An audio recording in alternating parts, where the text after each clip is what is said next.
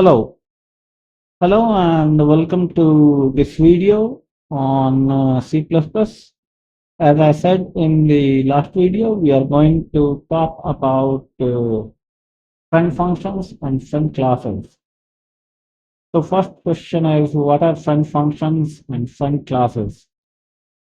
So there are two things which you should know about friend function and friend classes is that they have the access to private and protected members of the class in which they are, and they are friend to. And the second thing is that they do not receive this pointer like member functions or methods. Now, when I said that they receive access to private and protected members and methods, the first impression you would have is that it breaks encapsulation. Okay. Well, in some sense, you are right, but that does not mean that friend functions and classes are inherently bad. They can do certain good things. Some of it is written here.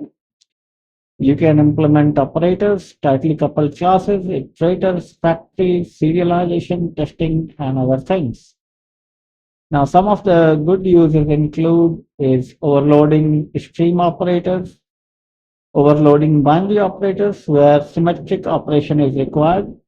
This cannot be done with the member methods because they will receive this point of symmetrical operation is not possible. You can do serialization and deserialization. You can implement closely related classes, for example, iterators on data structures, and factory and builder classes that need controlled access to internals. Unit testing helpers that need to inspect private state without changing the public API. Sorry. Now, some facts about uh, friend functions and classes is that friendship is not mutual. So, suppose class B is friend to class A. That doesn't mean the reverse as well. That class A does not become the friend of class B. Friendship is not inherited. That is, suppose class A has a friend class B, and then you derive from either A or B. So rather you derive from B. So suppose you make a class C derived from B, then class C is not automatically friend of class A. And friendship is not transitive as well. Now we will look at some examples. So one example is that we have a rectangle with width and height. The constructor function initializes width and height with the initializer list. Then we have a friend function area, which receives a rectangle as const reference, and it multiplies the width and height of the function of the rectangle and returns it. Then we have a friend function related to accessing two classes. We have a bank, we have customer. For customer, we have name and savings, and it is again created using initializer list.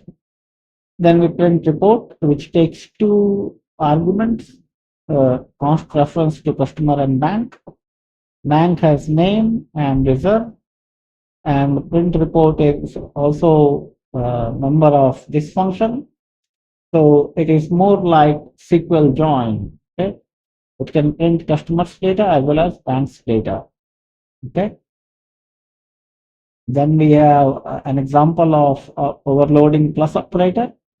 Suppose we have a complex class with two private members, real part and imaginary part. And the plus operator takes two complex arguments. So you see it is symmetrical, and it adds the real part and imaginary part of the corresponding complex classes or objects.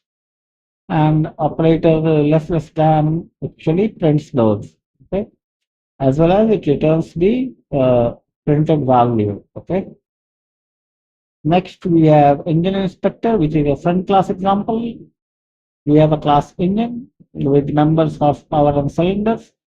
So initialized with an initializer list, and the class is here. Now this class takes inspect method takes an engine argument and prints the horsepower and cylinder. Then we have another example of member function. We have a class safe. An auditor takes auditor class as a public method audit, which takes an argument of safe, and we create an object of safe with the cache of 500,000 in password. So audit class has the access of cache and password. And the main function, we do simple manipulation. We have rectangle R of 10 and 20, so area would be 200. Then we have customer with the name and amount, and bank with the reserve and all. So report is printed, and similarly operator overloading of complex will print C1 and C2 as well as the sum of both. And then we have the front class. Engine is 350 horsepower and 8 cylinder. An inspection will print these values. And then we have safe and auditor, and audit will print the safe data. So for example, we can compile this, and compilation goes fine. You run this and you have the output which we created the classes and objects with. So that was the short video about friend function and friend classes. So when you need to make use of these, remember the good usage where you should use the friend functions and friend classes. And with this, we come to the end of this video. And the next video will be on exceptions and exception handling in C++. Now, something I will talk about exceptions is that if you read the Stroustruck's book, then it says that exceptions should be for the exceptional cases, which are not errors. Now, some coding standards kind of ban exception in plain, okay? For example, when I consulted Google coding standards long back, I think probably 10 years back, it did not have exceptions as an acceptable stuff, okay? The coding standard simply bans exception. And to some extent, it is quite right that exception should not be used. There are several reasons for that. We will talk about all this in the next video. So I will end this video here, and we'll meet again after 4 days with another video on exceptions in C++. So thanks a lot for watching the video. I hope that you find the video useful and informative. And if you have not watched the previous videos in the playlist, make sure that you watch previous videos. There are examples and techniques to do various things. So once again, thanks a lot for watching the video, and we'll meet in the next one. Till then, allow me to take leave and have a nice day. Enjoy.